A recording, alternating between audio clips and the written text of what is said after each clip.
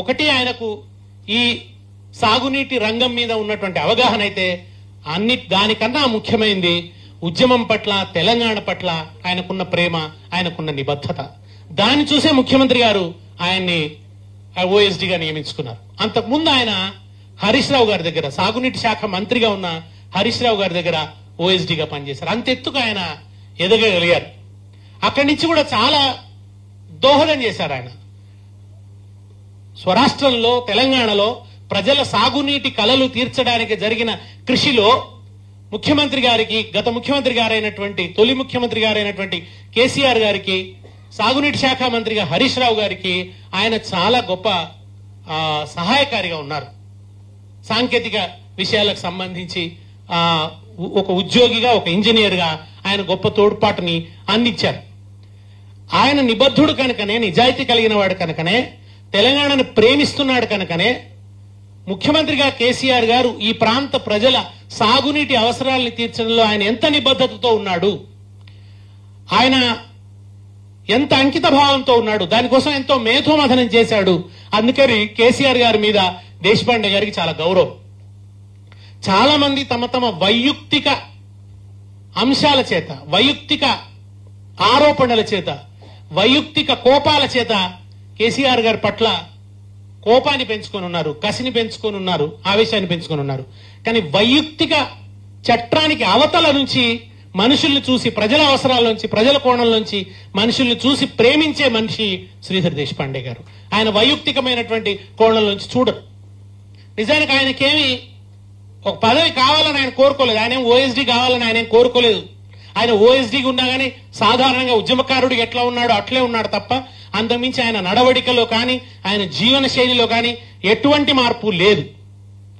ఆయన తదనంతర కాలంలో కూడా ఇటు హరీష్ రావు గారి కృషిని, ముఖ్యమంత్రిగా కేసీఆర్ గారి పట్టుదలని చూసి వాళ్ళ మేధోమదనం ఎంతటిది, వారు ఎంత లీనమై ఉన్నారు ఆ విషయాల్లో, వాళ్ళు ఎంత ప్రేమించారు, ఎంత అధ్యయనం చేశారు, ఎంత లోతుగా చూశారన్నది చూసిన తర్వాత ఆయనకు చాలా విశ్వాసం కలిగింది. ఆయన తదనంతర కాలంలో కూడా జరుగుతున్న ప్రయత్నాల పట్ల, ఆ ప్రయత్నాల్లో ఆయన భాగస్వామి.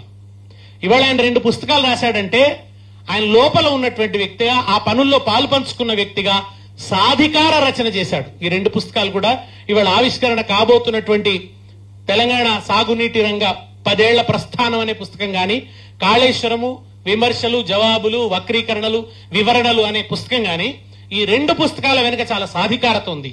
శ్రీధర్ దేశపాండే గారు చాలా సాధికారతతో రాసినటువంటి పుస్తకాలు. ఈ 2 పుస్తకాలు కూడా సాధారణ పఠితలకు కూడా, పాఠకులకు కూడా సుబోధకంగా రాశాడు ఆయన. చాలా సులువుగా అర్థం చేసుకోవడానికి చాలా విలువైన కృషిని ఆయన చేశాడు. ఇప్పుడు ఇవాళ భావజాల అవసరం చాలా ఉంది. చాలా దుష్ప్రచారం జరుగుతోంది. చాలా మాలిన్యాన్ని ఆపాదిస్తున్నారు. ఉద్యమం నుంచి వచ్చి నిబద్ధతతో ఈ ప్రాంత సమస్యల్ని పరిష్కరించడం కోసం, రైతాంగం అవసరాలు తీర్చడం కోసం, ఒక సస్యశ్యామల తెలంగాణని రూపొందించడం కోసం జరిగిన కృషిని మలినపరుస్తూ, దానికి మాలిన్యాన్ని ఆపాదిస్తూ ఒక దుష్ప్రచారం జరుగుతున్నది. అది కేవలం వైయక్తికమైన కోపాల చేత జరుగుతున్న దశలో ప్రజలు కూడా ఆ భ్రమాత్మక వాతావరణంలోకి వెళుతున్నటువంటి దశలో నిజమైన తెలంగాణ ప్రేమికుల చేతుల్లో 2 ఆయుధాలు పెడుతున్నాడు ఈ పుస్తకాల రూపంలో శ్రీధర్ దేశపాండే గారు. కనుక ఆయన ఒక ఎక్విప్ చేస్తున్నాడు ఇవాళ తెలంగాణ ప్రేమికుల్ని, అభిమానుల్ని, తెలంగాణ వాదులందరినీ కూడా ఆయన బలోపేతం చేస్తున్నాడు. దాంట్లో భాగంగా ఇవాళ 2 పుస్తకాలు రాశారు. ఈ 2 పుస్తకాల ఆవిష్కరణకి ముందు మనం ఒకసారి కృతజ్ఞతాపూర్వకంగా గతంలో ఇంజనీర్లుగా ఎంతో కృషి చేసినటువంటి ఒకరు, ఒక రకంగా చెప్పాలంటే తెలంగాణ ఈ ఇంజనీరింగ్ రంగు పితామహుడిగా భావించవచ్చు, అలియావర్ జంగ్. మనం అలీ నవాజ్ జంగ్. మనకి ధవళేశ్వరం ఎవరు కట్టారంటే తెలుసు, వెంటనే సర్ ఆర్థర్ కాటన్ అనే జవాబు చెప్తాం. కానీ నిజాం సాగర్ ఎవరు కట్టారంటే వెంటనే జవాబు చెప్పలేదు. కానీ నిజాం సాగర్ నుంచి మహబూబ్ నగర్ లో కట్టినటువంటి కోయిల్ సాగర్ కదా, సరళా సాగర్ వరకు అనేక ప్రాజెక్టులు, సైఫన్ సిస్టమ్ ను మొట్టమొదట తెలంగాణలో ప్రవేశపెట్టినటువంటి ఇంజనీరు, చాలా అద్భుతమైనటువంటి ఇంజనీరు. అనేక నిర్మాణాలు తెలంగాణలో మోక్షగుండం విశ్వేశ్వరయ్య గారు వచ్చి ఇక్కడికి వచ్చి కట్టినటువంటి ప్రాజెక్టులలో కూడా ఆయన సహాయకుడిగా ఉన్నాడు. అలాంటి అలీ నవాజ్ జంగ్